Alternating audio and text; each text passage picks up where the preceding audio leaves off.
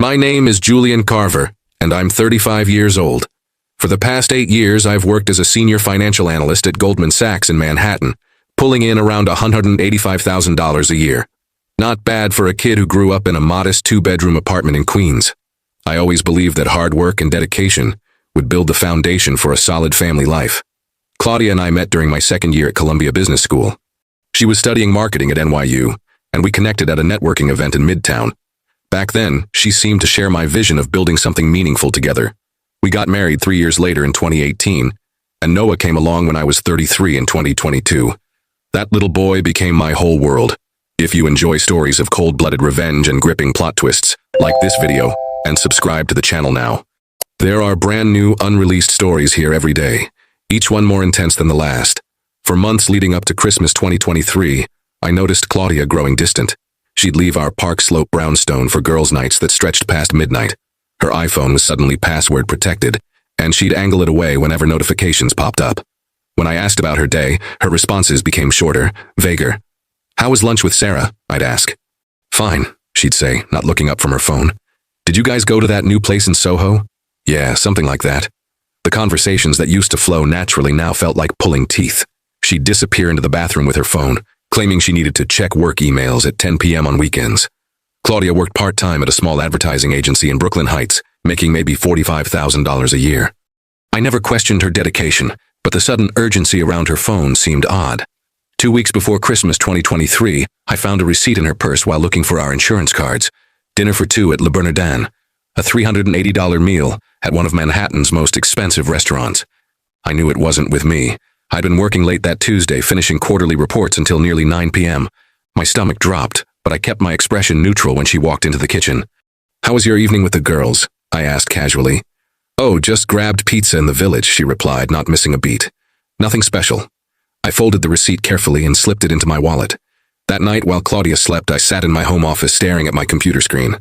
5 years of marriage, and she was lying straight to my face about a dinner that cost more than some people's weekly salary. The next morning, I called my old law school roommate, David Martinez, who now runs a family law practice in Lower Manhattan. "Dave, I need some advice," I said quietly from my office. "Hypothetically speaking, what should someone do if they suspect their spouse of infidelity?" "Document everything," he said immediately. "Dates, times, receipts, changes in behavior. Don't confront until you have a complete picture. And Julian, get your finances in order. Separate accounts, secure important documents. If this goes where I think it might, you'll want to be prepared."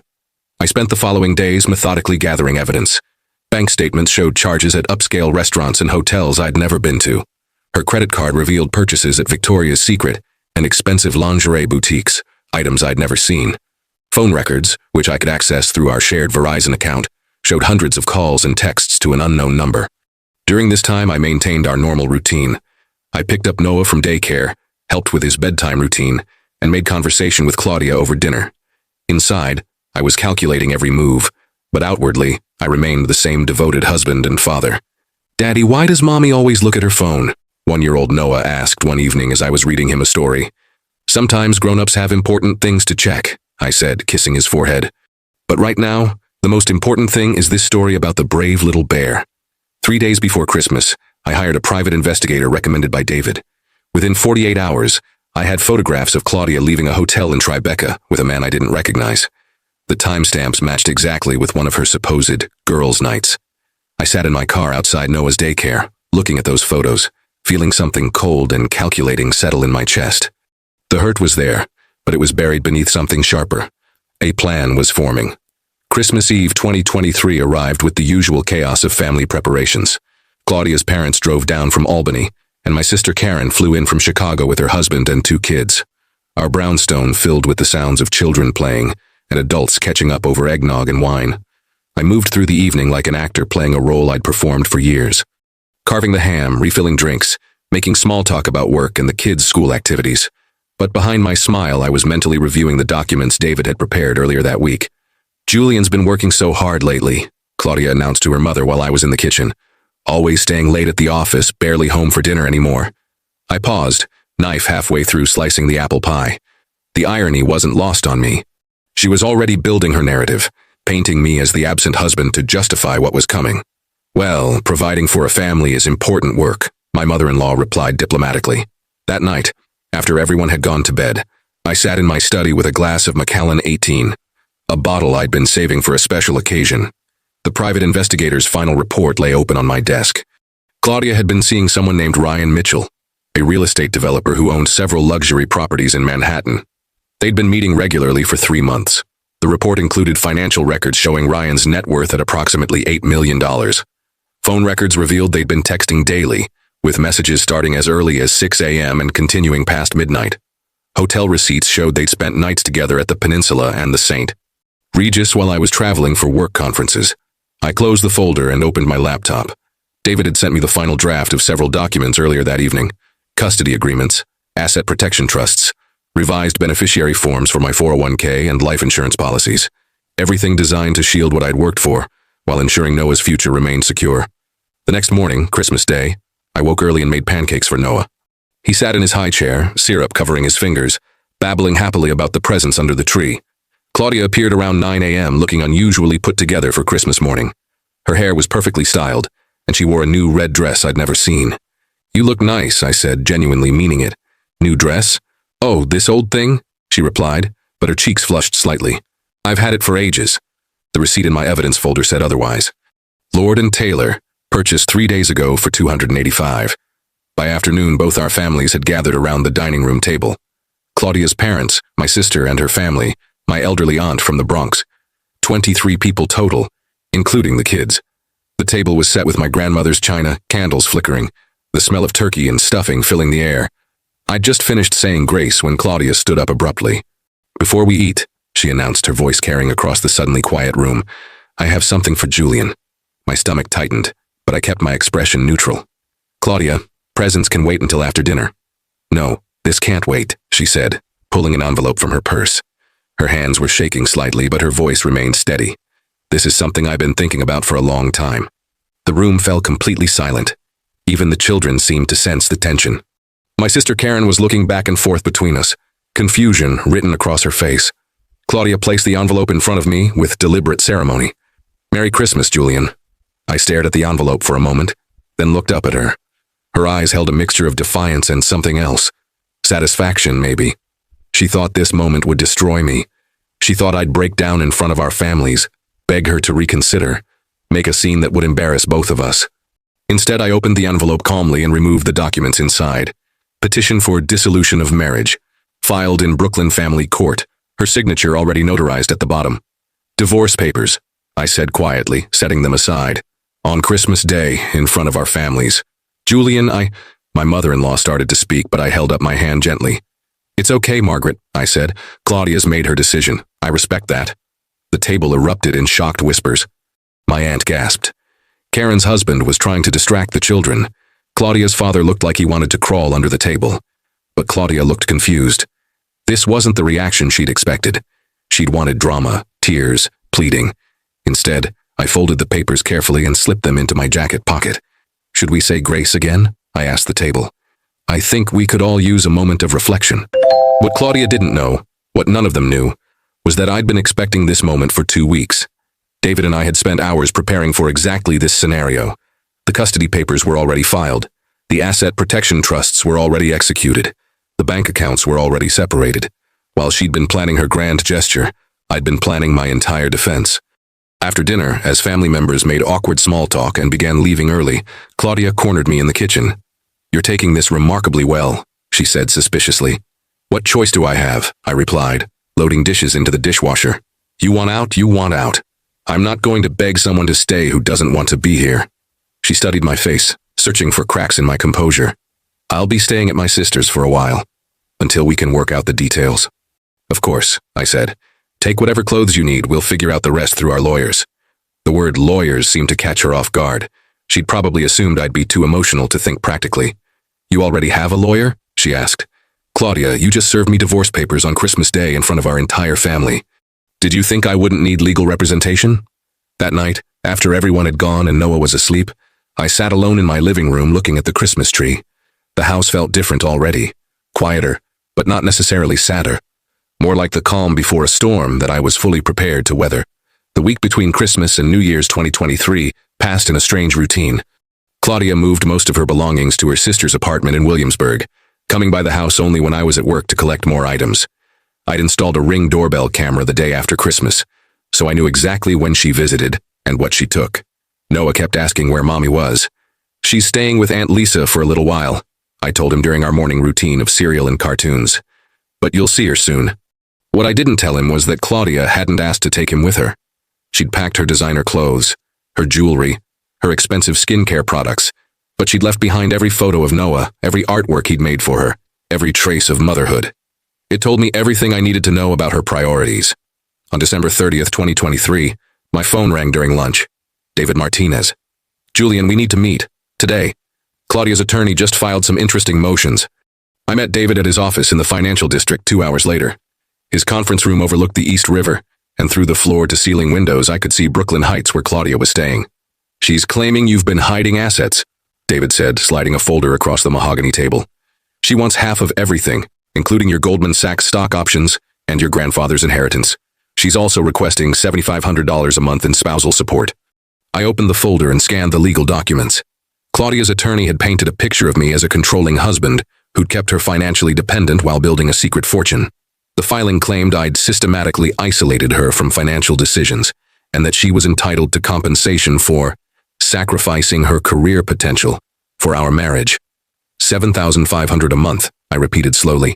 "That's $90,000 a year. Plus she wants the house," David added. "Claims it's necessary for Noah's stability." I leaned back in the leather chair and almost smiled. This was exactly what I'd expected. Claudia had always been motivated by money, but I'd underestimated her greed. She wasn't just leaving me. She was trying to take everything I'd worked for. "David, do you remember what we discussed about the Asset Protection Trust?" "Already executed," he nodded. "1 week ago. Your house, your investment accounts, and your stock options are all protected. Legally, you don't own them anymore. The trust does. And the inheritance from my grandfather? That money was never commingled with marital assets. It's been in a separate account since before you were married. She has no claim to it." I pulled out my phone and showed David a text message I'd received that morning. "She wants to meet tomorrow to discuss things reasonably before the lawyers get too involved." Exact words. "Don't," David said immediately. "Any communication should go through me. Actually, I think I should meet with her, but I want you there and I want everything recorded." David raised an eyebrow. "What are you planning?" "She thinks I'm going to cave under pressure. She's counting on me being the same pushover who let her make all the social decisions for 5 years. I think it's time to show her exactly who she's dealing with." The meeting was scheduled for January the 2nd, 2024 at David's office. Claudia arrived with her attorney, a sharp-dressed woman named Patricia Wells who specialized in high-asset divorces. Claudia looked confident, almost triumphant.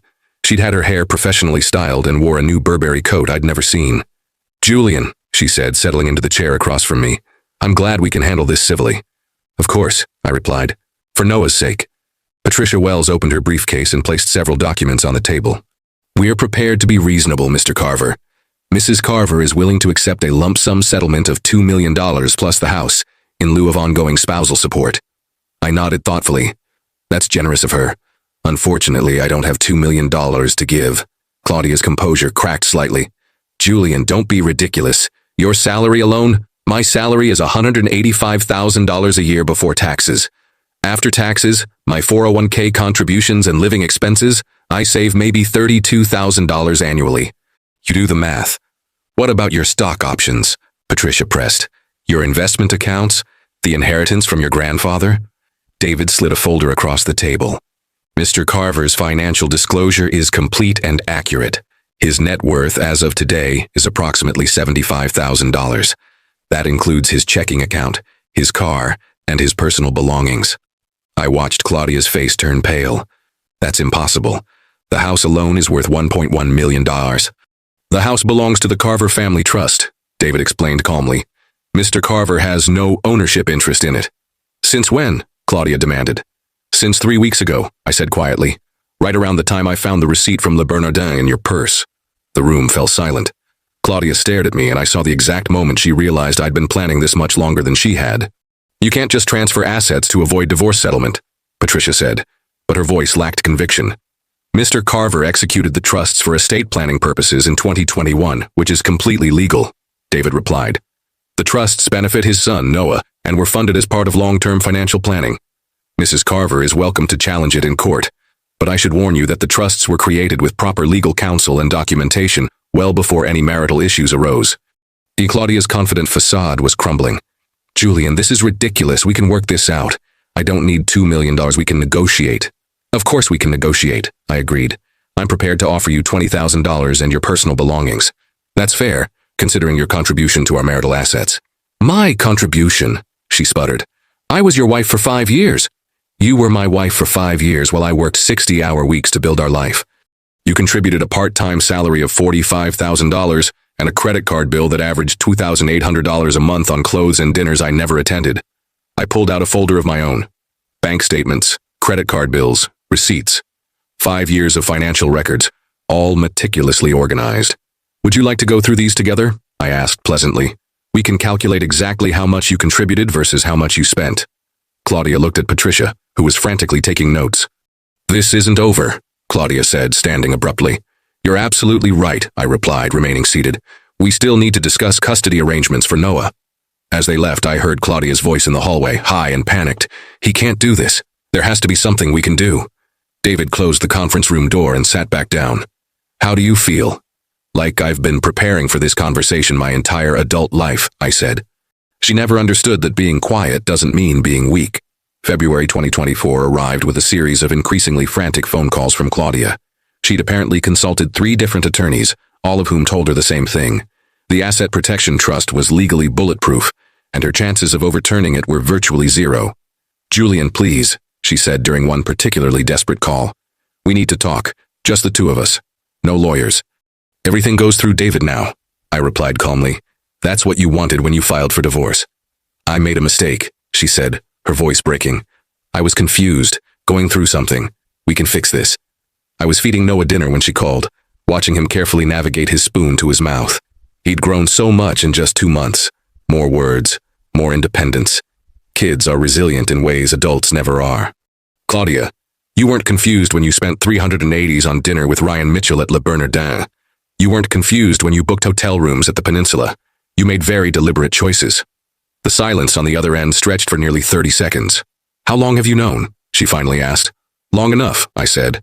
Long enough to make sure Noah and I would be protected. The custody hearing was scheduled for March 15, 2024. Patricia Wells tried one final Hail Mary, claiming I'd manipulated the situation, and that Noah needed his mother's influence. She painted me as a cold, calculating man who'd prioritized revenge over his child's well-being. Judge Rebecca Martinez, no relation to my attorney David, reviewed the evidence methodically. Claudia's abandonment of the marital home, her failure to request custody or even visitation during the initial separation. The private investigator's photos showing her relationship with Ryan Mitchell while still married. Mrs. Carver, Judge Martinez said, looking over her glasses, you filed for divorce on Christmas Day in front of both families, moved out of the marital home, and made no provisions for your 2-year-old son's care. Can you explain this decision? Claudia dabbed at her eyes with a tissue. I was overwhelmed, Your Honor. I made mistakes, but I love Noah. I want to be part of his life. Mr. Carver has proposed a visitation schedule of every other weekend and Wednesday evenings, the judge continued. Do you find this acceptable? I want joint custody, Claudia insisted. 50-50. David stood up. Your Honor, Mrs. Carver has seen the child exactly 4 times since leaving the marital home on December 26, 2023. She's made no financial contribution to his care, and she's currently living in a 1-bedroom apartment with her sister. Mr. Carver has maintained Noah's routine, his daycare, his medical appointments, and his daily care without interruption. Judge Martinez awarded me primary custody with Claudia receiving supervised visitation every other Saturday for 4 hours. The child support was set at $750 per month, based on her declared income of $45,000 per year. As we left the courthouse, Claudia grabbed my arm. Julian, this isn't who you are. You're not vindictive. I stopped and looked at her. Really looked at her, for the first time in months. She looked older, tired. The confidence and self-satisfaction were gone, replaced by something desperate and hollow. You're right, I said. I'm not vindictive. I'm protective. There's a difference. 2 weeks later, I got a call from my private investigator. Claudia's relationship with Ryan Mitchell had ended abruptly. Apparently, he'd lost interest when he learned she wouldn't be receiving a multi-million-dollar divorce settlement.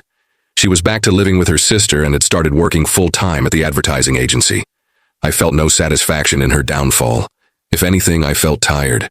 Tired of the anger, tired of the strategy, tired of living in defense mode. Noah deserved better than parents who communicated through lawyers and court orders. That evening, I sat in Noah's room watching him sleep. The room was exactly as it had been when Claudia lived here, except now it felt more peaceful. No tension, no whispered arguments, no phones buzzing with secret messages at all hours. My phone rang. David Martinez. Final divorce decree came through, he said. It's over, officially. Good, I said quietly. Thank you for everything. Julian, I have to ask. Do you regret any of it? The way you handled things? I thought about it for a long moment. I regret that it was necessary. I regret that Noah will grow up with divorced parents. I regret that Claudia chose to betray our family instead of talking to me about whatever was missing in her life. But the strategy, the trust, the way you protected yourself? No, I said without hesitation. I don't regret protecting my son's future. I don't regret refusing to reward betrayal with a fortune. She made her choice on Christmas Day when she humiliated our family. I just made sure I was prepared for it. By summer 2024, Noah and I had settled into our new routine. Saturday morning pancakes, afternoon trips to Prospect Park, evening stories before bed. He asked about mommy less frequently now, though he still lit up during their supervised visits every other weekend. I started dating again. Nothing serious, just coffee dates and the occasional dinner. It felt strange at first being honest about my situation, my priorities, my boundaries, but it also felt refreshing. No secrets, no hidden phones, no mysterious receipts. One evening in July 2024, while Noah, now nearly 3 years old, played with building blocks on the living room floor, I reflected on everything that had happened. Claudia had tried to destroy me with drama and public humiliation, expecting me to crumble under the pressure. Instead, her actions had freed me from a marriage built on deception. The revenge she'd planned, serving divorce papers on Christmas Day, had backfired completely. By trying to catch me off guard, she'd revealed her true nature at exactly the moment when I was most prepared to defend myself. I never had to raise my voice, never had to make threats, never had to play dirty. I simply used the law, patience, and careful planning to ensure that justice prevailed.